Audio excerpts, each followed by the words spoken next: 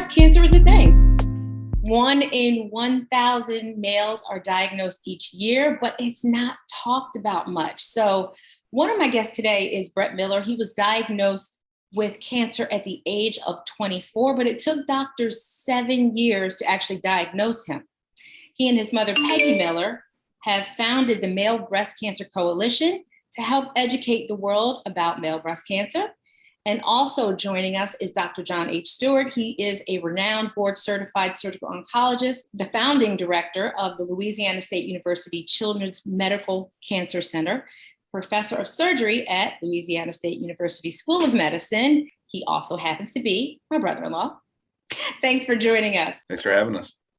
So Brett, you were a teenager when this all started. Had you ever heard of male breast cancer? Not at the time that I first found the lump. I was 17. I was going into my senior year of high school. And I was just lounging around one day watching TV, and I kind of did this like stretch back and just kind of scratch. And then I just felt this lump just right below my right nipple. And I had to get a physical before we could start for the season. And I brought it up to the doctor there, and he just kind of brushed it off, saying that it's more than likely a calcium buildup. You're going through puberty. It'll dissipate and go away. And then I went to another doctor at the end of my senior year, and almost the same exact thing. How did you finally get the diagnosis, and why did it take 7 years, Brett? Because kind of as men, we're fairly stubborn in our health, and unless we feel like we're really, really dying, we brush it off, we push it off, and that's essentially what I did for the 7 years. Peggy, you were clapping a few seconds ago because obviously this was something you must have been pushing him to do. You want to talk a little bit about that? Yes. With 3 sons and a husband, men do not go to a doctor until they feel like they're dying. And then they'll come to you and say, find me a doctor. I got to go in now. It's what I deal with every single day of my life. Okay. I can relate. Because I deal with this with all of our other survivors that are out there in the coalition. They won't go until they're pretty much on their deathbed. So Brett, which he hasn't told part of his story, he had been having discharge for over 1.5 years out of his breast. He tells his dad about it, but never tells a woman in his life about it. We women would have known this is something you need to get your butt to a doctor immediately, but men don't know that. If the world primary care doctors in a man's physical would start checking men's breast in their physical, just like women get checked, can you imagine how many men's lives would be saved? Because then they would know that they could have breast tissue and they can get breast cancer. That's all we preach every single day of our life. It's also in the awareness. Everything is always directed at women. If the word men were actually just said during any campaign about breast cancer, I think that would actually help. Get some attention to it, and then saying that it's not a men's disease, it's not a women's disease, it's a people's disease. That's ultimately what it is. The reason why I still had the discharge for 1 year was because I was just thinking, oh well, this is the calcium buildup dissipating and going away like the doctors always told me. And not asking questions. And we have breast self-exam cards for men and women on the breastselfexam.org or the Male Breast Cancer Coalition.org website in 25 different languages. People can download those. They can share it with anyone they want. Post it on your Facebook, your social media. Just by you doing that, anyone, can you imagine the lives you're going to save? Yes, that is so true. Brett, so once you were finally diagnosed, what type of breast cancer were you diagnosed with, and what happened? It was stage 1 ductal carcinoma in situ. The morning of the surgery, my doctor didn't tell me, but he told my mom that, based on the amount of time that he's had this lump, I'm just going to prepare you for the worst, that it could be everywhere. So I got extremely lucky that it did not spread. The angels and God were on his side. Yes. Put it that way.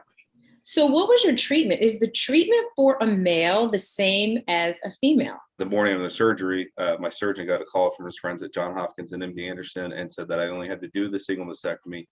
Don't treat it exactly like women, but at least in the surgery standpoint, I ultimately chose to do the chemotherapy. I just wanted to bring my chances down as low as I could. So the 4 rounds of the chemotherapy, and then I started on tamoxifen. I was on it for about a month. I started having the hot flashes and somewhat mood swings, but that's only, my mom says I was the only one that had the mood swings towards her. Maybe it's because of her nagging, being a mother. But they stopped me on the tamoxifen and they started me on Arimidex, and I did Arimidex for 5 years, Yes. seemingly with almost no side effects. I felt. Yes, it worked. And it works for a lot more of our men that cannot tolerate the tamoxifen. Now, mind you, my family and Brett's family history, we have over, not only Brett with breast cancer, 15 women with breast cancer, Oh, and wow. we do not carry any mutations that they know of right now that could be causing breast cancer. So should Just- men then, John, should men consider the family members who have been diagnosed, the females that they know about in their family, and then take precautions and go for screenings? So in men, believe it or not, men can actually get mammograms. Okay. So men don't undergo screening mammograms, which is what women typically get every year. But men can get what we call diagnostic mammograms, in which they have their breast tissue compressed and radiograph or x-rays delivered to them to see if there are any masses or calcifications in the breast that would lead to a high level of suspicion. However, when you do have a family history, such as the one that Peggy relayed to us, there should be a higher index of suspicion. If you've got, and Peggy mentioned that her family did not have a recognized predisposing mutation, but we do know that BRCA2, the BRCA2 mutation, increases the risk of male breast cancer and prostate cancer. And so understanding that family history and putting it into the context of the symptoms that the patient presents with in the clinic will allow you to come up with a reasonable monitoring approach to patients who are at risk. Okay. And can we talk about the stigma associated with male breast cancer? I mean, I know in some countries, like we were talking earlier about India and Nigeria, it is really frowned upon and men cannot get treatment. Brett, did you feel that there was a stigma associated with breast cancer when you were going through it, and then also after the surgery? Absolutely. I do remember, hearing about one person being diagnosed with breast cancer and actually speaking out about that. That was actually Richard Browntree. And just hearing that, many men don't talk about it, and why is that? Well, it's because you're diagnosed with breast cancer. Men immediately think breast, you think women, and it's emasculating. It's embarrassing because I worked around a pool. I hang out with friends around a pool and, whatever. So if I have my shirt off and I don't have a nipple, then, if somebody doesn't know me, then, all these questions, what's that? Or is somebody going to point and, whatever. So I'm a plastic surgeon, and he's regionally one of the top surgeons in the area, but he's never done it for a male. He was like, I'm not saying it's not possible. It's just that I haven't done one. And this was in 2010, mind you, too. Yeah. So it's just hearing that from, essentially the second doctor, the very first surgeon that removed my lump, that actually diagnosed me with breast cancer and stuff. I would have been the first male that would have performed a mastectomy on. So I was just like, I didn't want to be a test subject, the first surgery for some doctors that, I'm sure that they knew what they're doing, but I just didn't feel that. And that was at that point when I said that, I'm keeping the scar, it's staying, that's what it's going to be. And this is my story now. And this is what I'm going to do. I'm going to start speaking out and making sure that, like our one of our mottos is, no man is ever going to feel alone when they hear the words you have breast cancer. That's right. Like I felt when I was diagnosed. And he didn't do reconstruction, but his mother doesn't love tattoos, but he decided to get a tattoo. I mean, Brett, pull your shirt up, let people see it, because I'm very proud of it. So, Oh, I love that. Well, can you zoom in? Yeah. Okay. So, I was going to say, a lot of people will tattoo, men and women, will tattoo their scars, their mastectomy scars. So Brett, I wasn't going to suggest that in front of your mom, but no, believe me, I thought about it. And shortly after, several Halloweens, and, at the time I worked a bartender at a bar downtown, and we had some theme parties and stuff. So I did whatever I could to have fun with it. And that's what I found that helped me get through it, as well as my friends and my family, was humor. If you could joke about it, then everybody else around you just, it felt more at ease. And then they felt more comfortable asking questions, not thinking that, oh, maybe I can't ask him that. Maybe it's going to upset him. Maybe it's going to really piss him off, and so on. So joking about it opened up the doors for so many others to feel more comfortable to ask questions that they thought that they couldn't. You mentioned the stigma. If you think about Richard Roundtree's story, Richard Roundtree didn't speak about it for 7 years. No. Yes. Okay. So if you get a woman who is diagnosed, she's diagnosed on Monday, by Monday afternoon, it's all over Twitter, Yes. right? It's all over Twitter. Men, we tend to, and this isn't just germane to breast cancer, right? I mean, it's germane to an ingrown toenail, right? Nobody's going to talk about it. And I think that is one thing that, as we continue this journey along men's health and men's cancer, prostate cancer, breast cancer, colon cancer, lung cancer, we have to be willing to release some of that stigma around those diagnoses. But how can we do it? I mean, obviously with people like Brett and Peggy who are getting the word out, getting the education, but is that the only thing we can do? Is there anything else? Yeah, so there's a certain level of peer counseling that is an important aspect of dealing with men's health. And so we think about some of the initiatives with barbershops, right? And so we've used barbershops to inform around colorectal cancer screening, around prostate cancer screening, around mental health, because we know that, at least in the African American male community, is that the barbershop is where you get your hair cut. Back in the days when DVDs were a thing, DVDs, shoe shines, and car wash, right? I mean, that was my one stop on Saturday morning. And so that's an important concept. But, there was also when I was at the University of Illinois, Chicago, we began to look at education through beauty shops and nail shops, right? Around breast cancer and things like that. So women are going to tell their men. Yeah. Just like Yes. you said, right? That's right. Yes. Yes. Yes. And like I said, it needs to be the inclusiveness. We're in October, we're in Pinktober, and it's not changing the colors. It's not really adding the blue. It's just including men and any slogans and any advertising. Just think about the impact of a breast cancer ad playing during any football game. And the second you have a male up there on screen, or you say the words men, check yourselves. It's something along those lines, and just a commercial during a football game, the impact that I think that could have, because what's the majority we have many viewership for football sports? players, NFL football players with breast cancer. Is that I right? agree. There are so many that have had breast cancer, and we've asked them, please just talk about it. But even just like Richard Roundtree in 1993, when he was diagnosed, he was shafted. He said, do you know what that would do to my character if I came out and said I had breast cancer? And then when he was on with Brett and Katie Couric, he says 7 years later, I realized in my life, I had to speak up as a Black male because too many of our Black men are dying of breast cancer because they don't even know they can get it. And the risk factors are higher, correct? Much higher. Yes. And, Brett is co-founder with Sherry Ambrose out of New Jersey. And she had a very dear friend of hers die of breast cancer, mainly because he didn't know he could get it. And we joined forces with her then in 2014 when we launched the coalition website. And we work on a very small shoestring. We don't have a dollar to our name, but guess what? We have so many families touched by this disease that if we can continue to get the message out globally, just look how many men's lives will be spared. And it's what we do it for 24/7. So because for females, screening isn't recommended until age 40. Right. For males, you're not even in the conversation. No.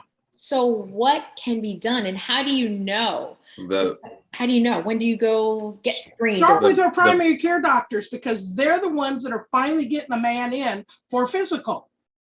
If that doctor could at least do a quick, slight breast exam, do you know what that's going to do to a man to say, oh God, I guess I need to check breasts like my mom and my sisters do. But the minute Brett got diagnosed, his two brothers and his sister both went and got tested.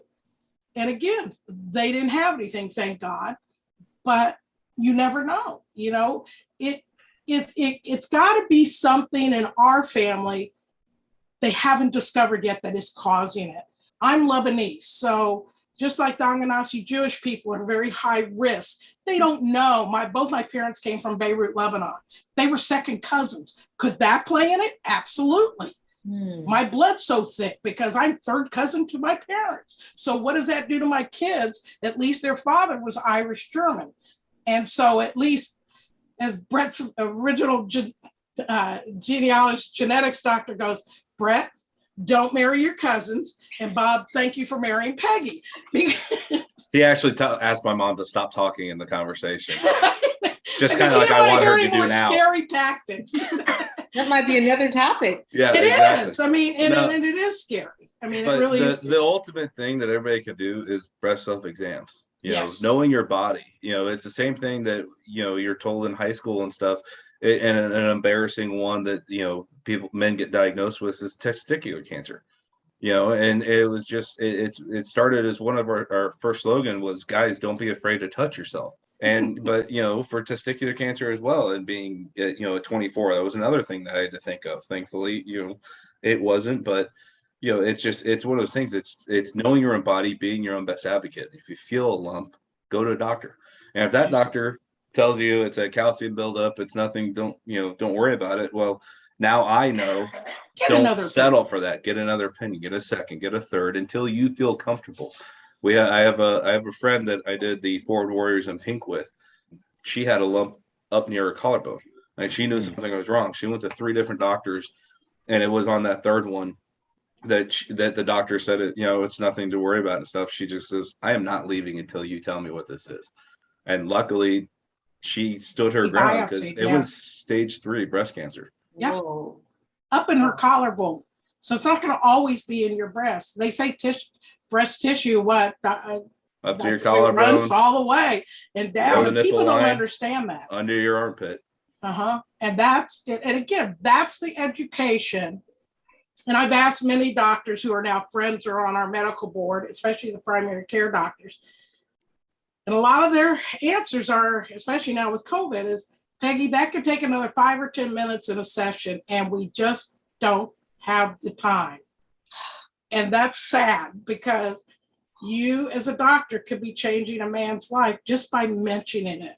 So Peggy, the next time a doctor tells you that it's going to take 5 or 10 minutes for them to do a breast exam on a patient, tell them a doctor who's got it down to 2 minutes. Yes. And I'll be happy to walk them through it. Oh, John, I'm going to call on you, darling.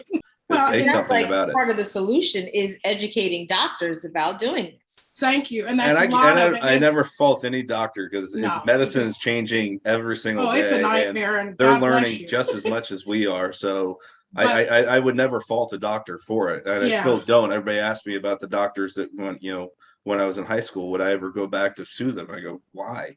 No. What doctor is going to think a 17-year-old male, a lump of a 17-year-old male's breast cancer? And Brett was hot tail across the world because the doctors told us outright, Peggy, we don't know what to do with him at this age.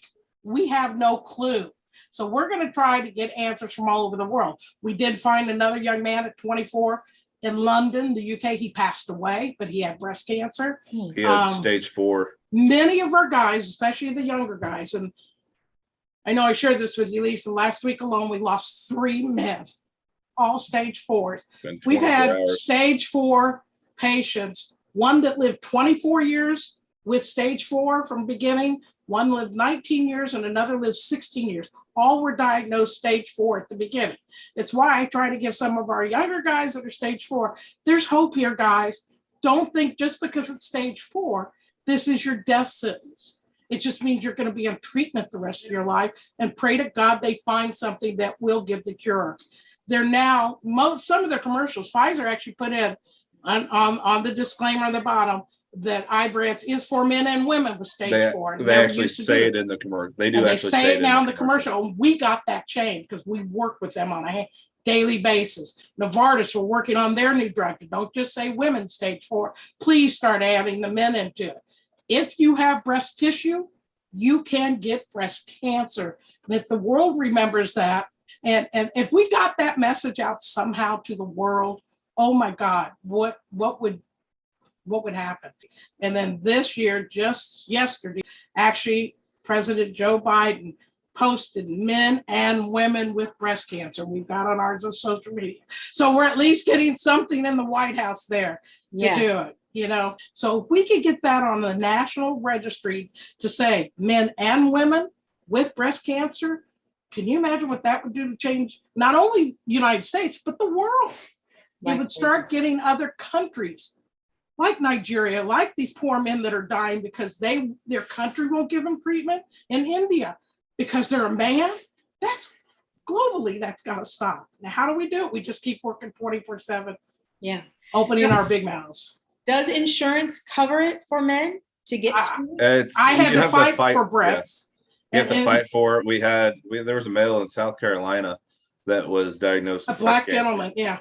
And he had Medicaid, and they denied it because the verbiage for Medicaid said women diagnosed Women with breast only. cancer. And we've And since gotten that change. We've gotten it changed, and he finally got his treatment and everything. But it's just, that's one of the other things too.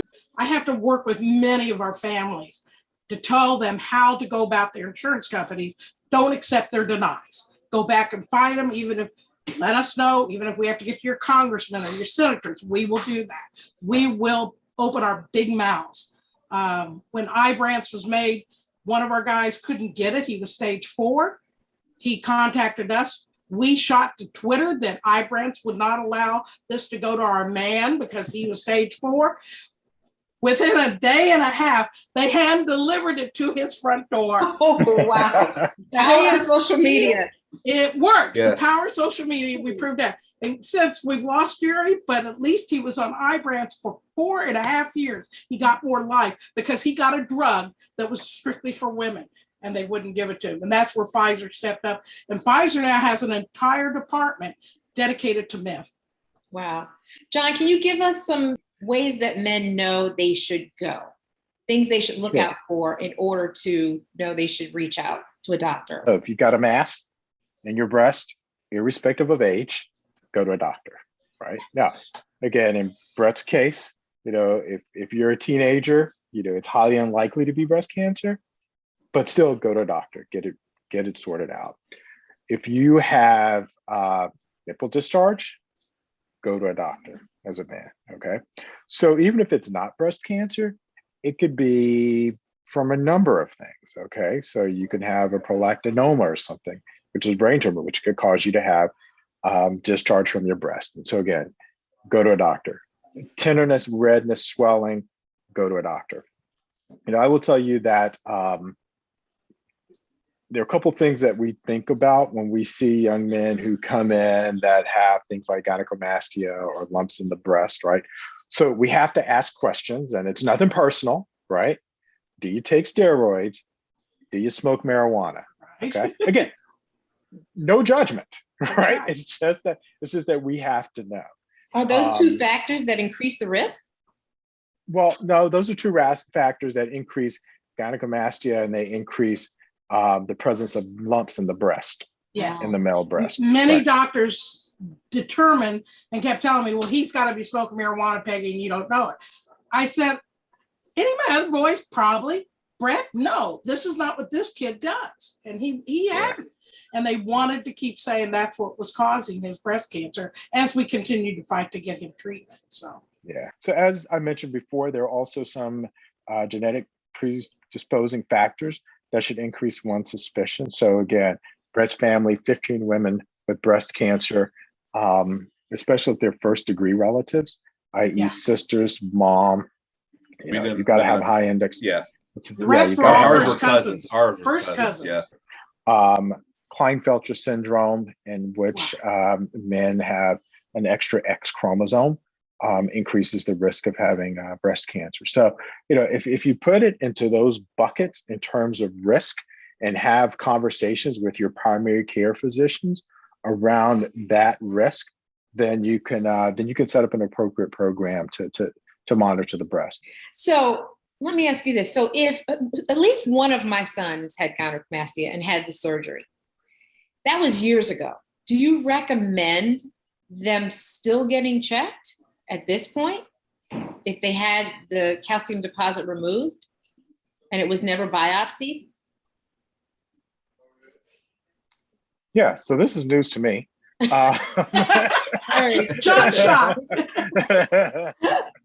Took him a little bit to respond. So anyway, yeah, I mean, it depends upon what the operation was, right? I mean, breast cancer, as Peggy said, occurs in breast tissue, right? So unless they had a formal mastectomy, and if they just went in and they took out just a little lump of tissue, then you still have to be vigilant. You still have to be vigilant about understanding what their risk is for breast cancer. Wow. News to me. Got to make some phone calls. Yes. So Peggy and Brett, where can people connect with your organization? It's the Male Breast Cancer Coalition.org website. And we are all over on all social media. Yeah. God's been good along the way. He's always taught me. For this reason, when Brett got diagnosed, I never knew what the ultimate goal was until the day I heard my son had breast cancer. And then I knew what God was doing for me. I live with the hashtag, together we will change the world, that men have breasts too. And the more moms that we can let them know, take it on for your sons, because guess what? I love you men dearly, but unless you're dying, you won't go to a doctor.